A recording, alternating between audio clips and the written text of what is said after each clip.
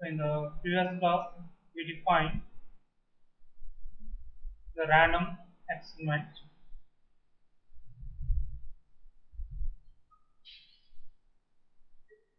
And the example for this random experiment is tossing a coin. So when you toss a coin, the outcome or the results of this particular experiment cannot be predicted before actually they occur. That is the outcomes of this particular experiment are probabilistic. So that's why we call it as a random experiment. Okay. Here we are given the name random because of the probabilistic nature of the outcomes of the experiment. Okay. And another simple example is when you take a die and throw it. Okay. The outcomes may be 1, 2 to 6. Either of these 6 numbers will come out. So here also we cannot predict, even though we have the knowledge of the previous outcomes, the previous results, we cannot predict what will be the next outcome exactly. Okay. So that is the reason why we call this particular performance or particular observation as the random experiment. Okay. So here, if you perform a random experiment and we observe some results of that particular experiment. Those results are called as the outcomes. Okay. So each random experiment produces separately identifiable outcomes. Okay. It has some separately identifiable outcomes.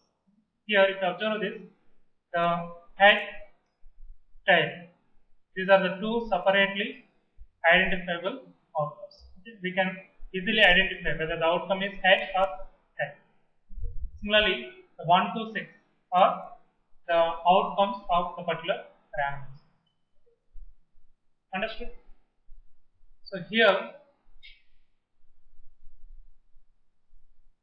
if you consider the S1 is one outcome, S2 is another outcome, and so on, we have some Sn. That is n number of outcomes of a particular random experiment. Let us assume we perform some experiment, that is a random experiment, and the results or the outcomes of that particular experiment are S1, S2, and so on, Sn. That is, here we have n distinct or n separately identifiable outcomes, S1, S2, and so on, Sn. Here, the set of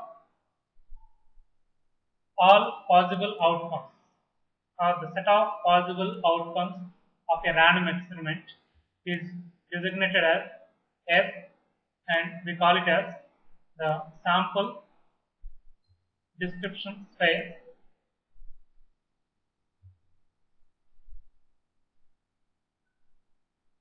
or simply sample space of the random experiment. We performed a random experiment and the set of all possible outcomes or the set of possible outcomes of that particular random experiment is called as the sample space or sample description space. So normally we use this terminology in the context of a random experiment. So here the sample space of this particular example random experiment consists of the outcomes S1, S2, so on, Sn. So here S1, S2, and so on, Sn are the elements of the sample space. Is it? S is a set, and the elements of the sample space here are the outcomes. Okay? So these elements S1, S2, and so on, Sn are called as the sample points. That is, set of sample points is the sample space. Okay. Or otherwise, S1, S2, so on, Sn are the separately identifiable outcomes of the random experiment, and the set of these outcomes is called as the sample space, and the elements of the sample space are called as the sample points. So here we have n number of sample points. If you observe this S, which is the sample space of the random experiment, is subset of itself. Is that right? Because S contains itself. So therefore, S is the subset of itself. Not only that, any subset of the sample space is termed as the event. Are you following the definition? We started with the random experiment. We defined the sample space associated with the random experiment, and then we defined the sample points. Now we are going to define the subset of the sample space. That is, any subset of the sample space is called as an event. For example, let A is a set, and if this A is the subset of S, then A is called as an event. We already know that the sample space S itself is subset of S. Therefore, here S is also an event. So, how many events that we can define on a sample space of n number of elements?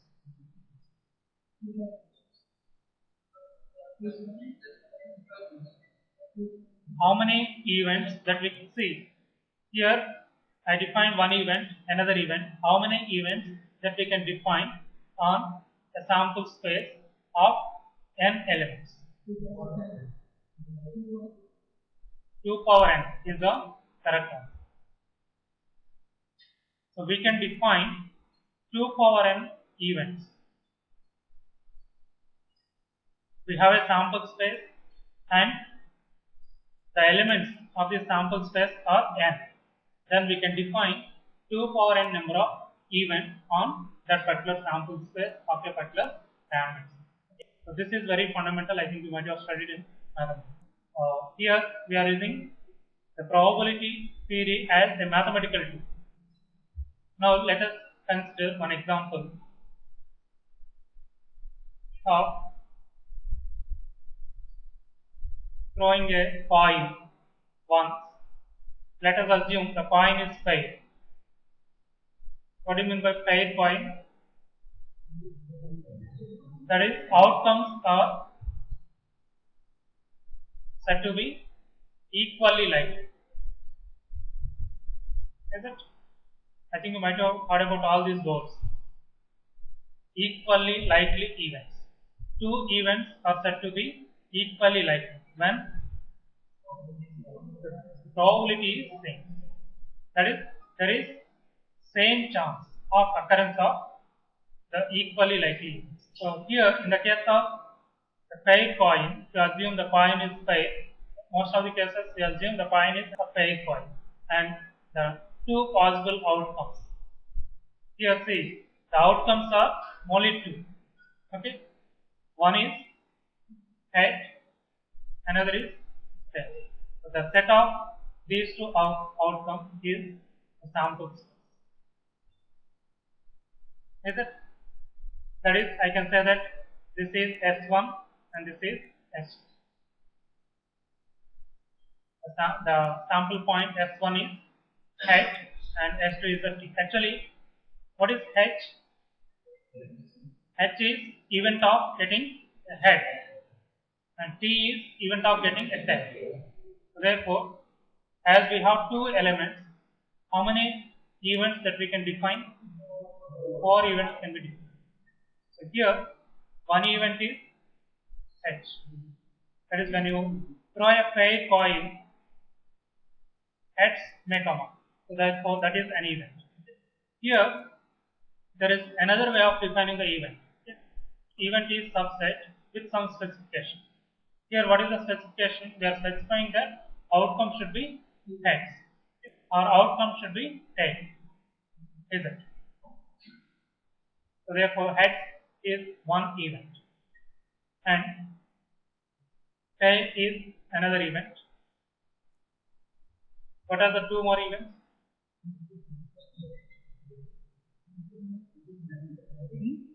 Head, head and tail. How it is possible head and tail? See, when you throw a coin, the outcome may be either head or tail, not head and tail. For example, the coin stands. When you throw, the coin stands.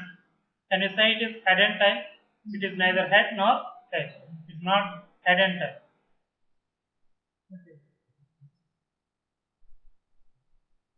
Because head and tail will not occur because they are equally likely. There is 50% chance. 50%. Is it? If head occurs, tail may not occur.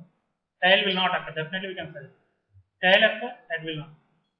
Both not possible. So what are the two more events? S is the third event and the null, the complement of S. Here, this S that we define, the sample space S that we define, corresponding to a random experiment, can also be called as universal set. Because corresponding to that particular random experiment, the S contain all possible outcomes. Therefore, we can consider it as universal. The complement of S is a S prime is the complement of S. That is, the elements that are not in S is the phi. Phi is null set. Therefore, we have four events. That is, when you throw a coin, the outcome may be head, tail, or nothing. And why this S is included? S is the universal set because it is subset of S itself. So therefore, that is also n. That's why we have 4. Similarly, when you throw a dice, the sample space is 1, 2. We have 6 elements. So therefore, I can say that the sample point S1, S2, S3, and so on. S.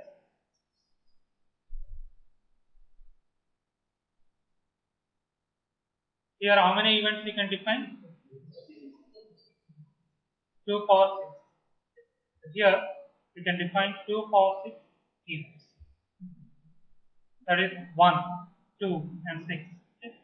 And then 1, 3, 5. That is an odd number come out. That is one event. An even number come out. That is one event. A number less than or equivalent to 2. A number less than 1. A number greater than or equivalent to 6. A number greater than or equivalent to 6. That is possible. Greater than or equivalent. A number greater than 6. 0. It will not. Because we have only 6 faces for a die. I think you might have observed the dice is known to you. It has 6 faces and you will have the dots or numbers. Okay? Right.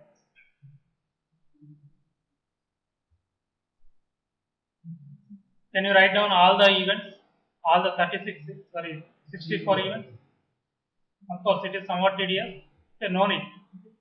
But just remember. It includes all the 64 events include S and phi. So apart from S and phi, we have remaining 62 events we can define. So here, in both cases, we have thrown the coin as well as the dice. And this is the sample space and this is the corresponding sample space. Now, if you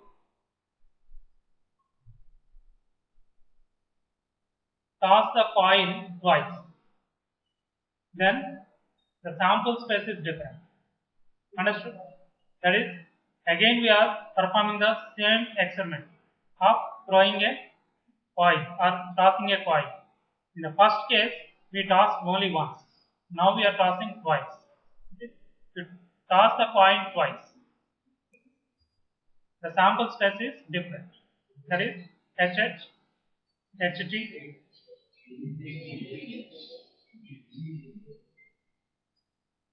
The set of these four possible outcomes is the sample space. So here we have four elements. We can define 2 power 4 events on this. That is, this HS indicates H on the first trial, H on the second trial, or H on the first trial, T on the second trial, T on the first, H on the second, T on both the trials. So therefore, you may get either of these four outcomes. So in all these examples, the outcomes are equally likely. Is it right? Because they have the equal chance of occurrence. So that's why these events HH, HT, TH or HT 1, 2, 3, 4 are said to be equally likely events, or the outcomes are equally likely. Is it clear? Can you do any examples of the random experiment and the outcomes?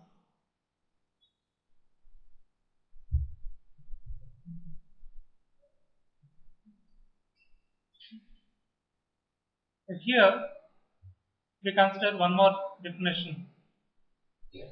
Let us assume in a particular random experiment of throwing a dice once, the elements are 1 to 6. And if you take the coin tossing experiment, the elements are H, T.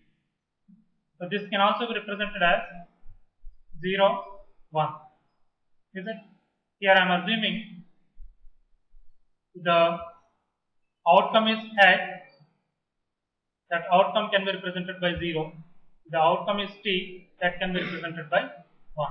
That is the assumption, no need of. And the sample space S can be represented by the two sample points, S1, which is H, and another sample point is S. This is one sample point, and this is another sample point, and this is the sample space. Is it right?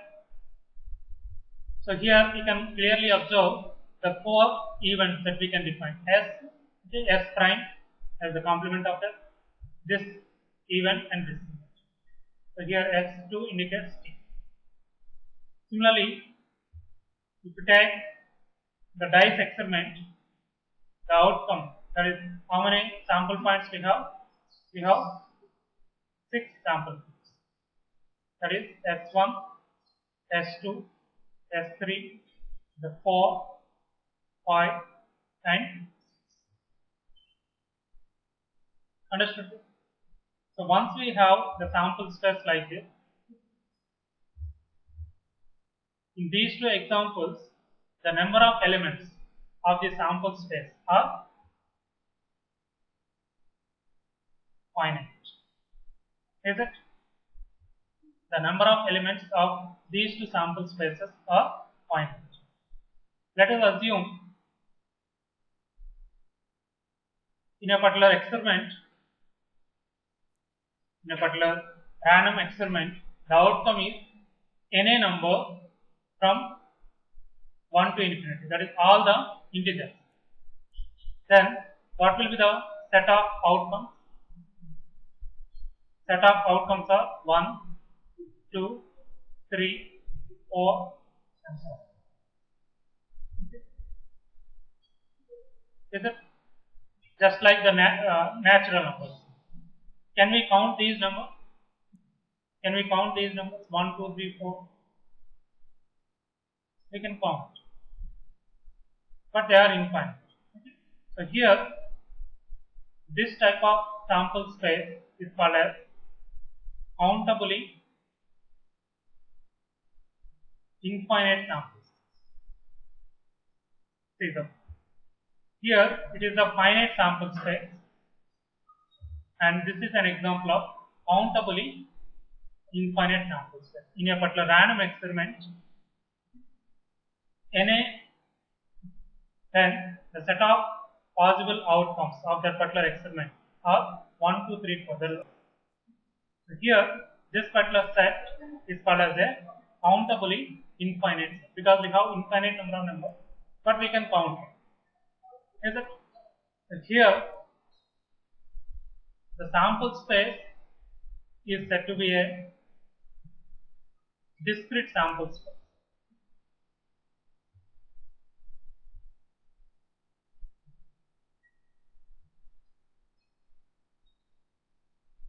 Sample space is said to be discrete sample space if the sample space is finite sample space or countably infinite samples. Are you following? That is, the sample space has finite number of elements or countably infinite number of elements. That type of sample space is defined as a discrete sample space.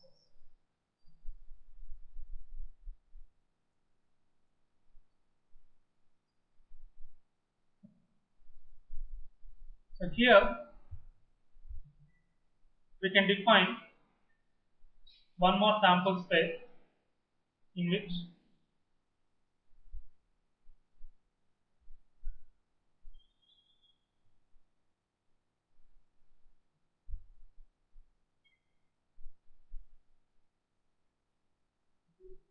some x can take any value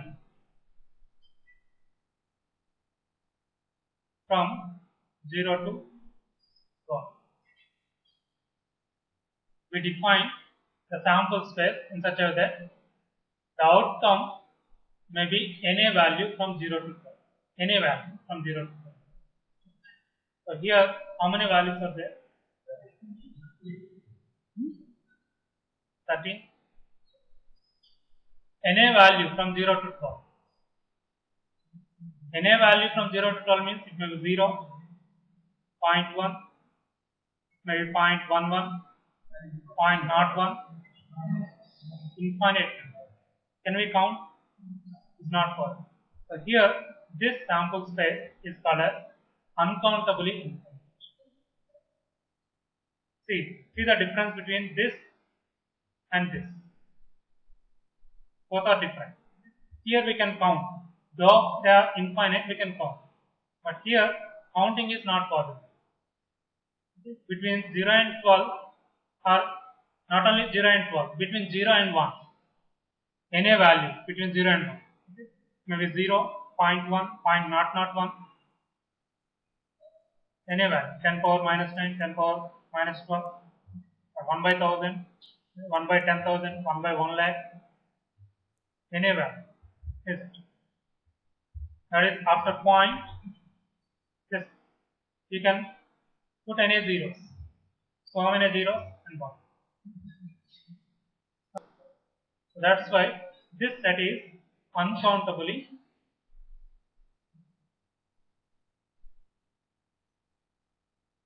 infinite samples. See, here we have the two finite sample spaces. This is an example of countably infinite sample space, and this is an example of uncountably infinite sample space. That is, we are classifying the sample space into finite sample space, countably infinite sample space, uncountably infinite sample space. So based on that, we are classifying the sample space into two types. One is the discrete sample space, and another one is the continuous sample space. Can I give the example of the continuous sample space? See, if the sample space is uncountably infinite, then the corresponding sample space is called as a continuous sample space. So here, this one, and this are the examples of the discrete sample spaces, and the last sample space that we considered is an example of the continuous sample space. So this definition is very, very important. Why? Because in the second unit we introduced the concept of random variable. There also we study about two different types of random variables. One is the discrete random variable, another is the continuous random variable, and one more thing is there, mixed random variable. So to understand the concept of the discrete random variable, continuous random variable, or mixed random variable, we need to have the understanding of these two definitions. One is the discrete sample space, another is the continuous sample space. Have you understood? So these are the few basic definitions that corresponds to a single random experiment. We started with the random experiment, defined the outcomes. That is, if you perform a random experiment, if you perform some number of trials,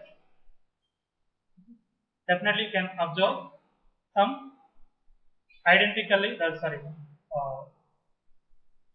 what is the word that I used? Separately identifiable outcomes.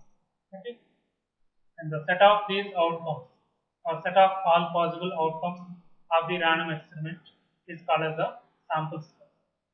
The sample space S itself is the subset of, and the subset of S is termed as the event. Understood? That is, event is some activity or some result defined on the sample space with some specification. If the sample space has n number of elements, we can define 2 power n number of events on that particular sample space. And then we know the difference between a finite sample space, countably infinite sample space, and uncountably infinite sample space. A sample space is said to be discrete sample space if it is either finite or countably infinite. If the sample space is uncountably infinite, then it is called as a continuous sample space. So let us see some set operations that we consider a simple sample space of a random experiment of throwing a dice. And we perform some, this is the sample space.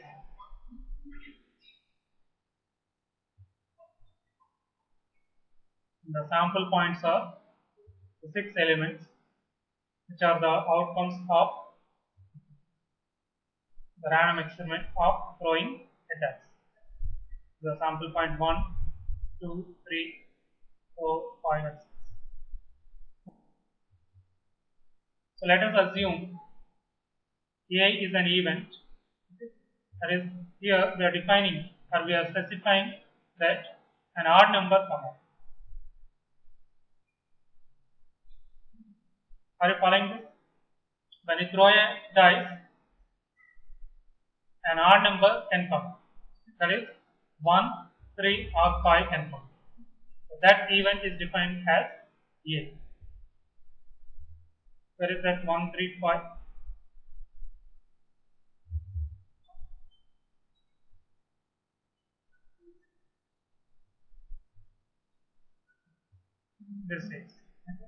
This is the event A. Is it? And similarly, you can define the B, even number.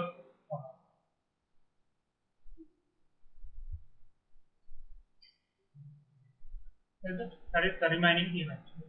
Otherwise, I do one thing. Let me make it clear.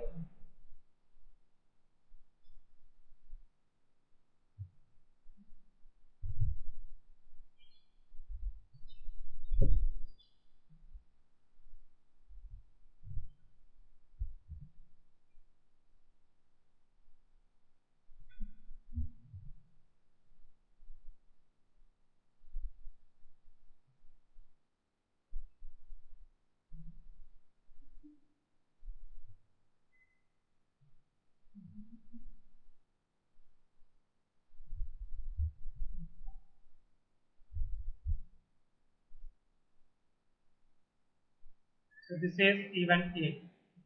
Similarly, this is the event. Similarly, you can define some more events. Now, if you want to perform this operation A union B, which is equivalent to S. I think you already know all these things. It is equivalent to S. And A intersection B is 5. So here we can define one more definition. If any two events satisfy this condition, that is A intersection B equivalent to 5, then those two events are said to be disjoint or mutually exclusive events. That is, the occurrence of one event will not allow the occurrence of other event. That is, if an odd number occurs, definitely even number will not occur. Even number occurs, odd number will not occur. That's why these two events are said to be disjoint or mutually exclusive events.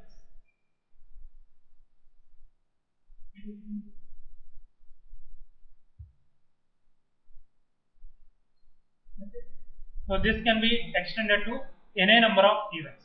Okay. For example, if you have some n number of events and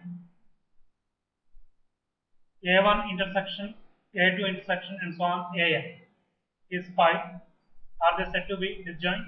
Is there another condition? Let us assume we have A1, A2, and so on, some AN, that is n number of events defined on a particular random experiment. When these n number of events are said to be disjoint or mutually exclusive. See, in case of two events, this is correct. In case of many events,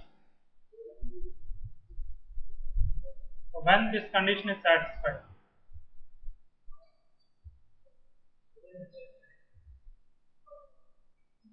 they are said to be disjoint. Is it right?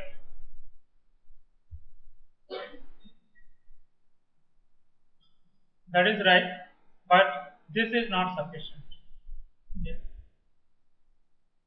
All must be satisfied that, and if you take the groups, that is A1, A2, and A3, they must also satisfy the condition. That is, take for example, A1 intersection, A2 intersection, A3 must also be 5. Okay. And A1 intersection A2 must also be 5. Okay. A2 intersection A3 must be 5. Okay. A1 intersection, A2 intersection, A3 intersection, A4 must be 5. Okay. A3 intersection A4 must be 5. A5 intersection A6 must be 5. Like that. Okay. So you have to define all this. If all the conditions are satisfied, then only these n number of events are said to be mutually exclusive. In case of two events, that is well and good. But in case of n number of events, see, if you consider any two events, out of these n number of events, if you consider any two events, the condition must be satisfied. Understood? That is, AI intersection AJ must be equivalent to 5 when I is not equivalent to J. A1, A2, or A3, A4, I are the integers. I and J. The positive integers can take from 1 to 1 onwards, 1, 2, 3, so on. J is also taking. So this is a very, very important thing that we got to remember. In case of, let us assume the simple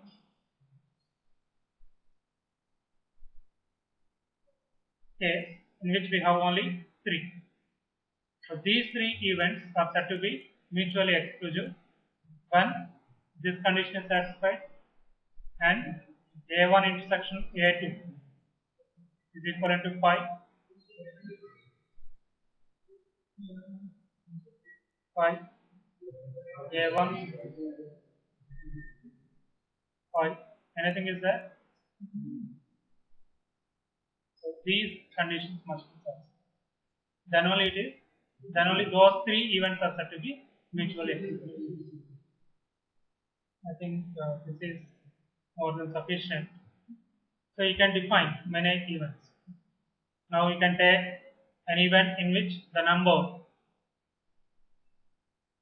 is even number and it should be less than or equivalent to 4.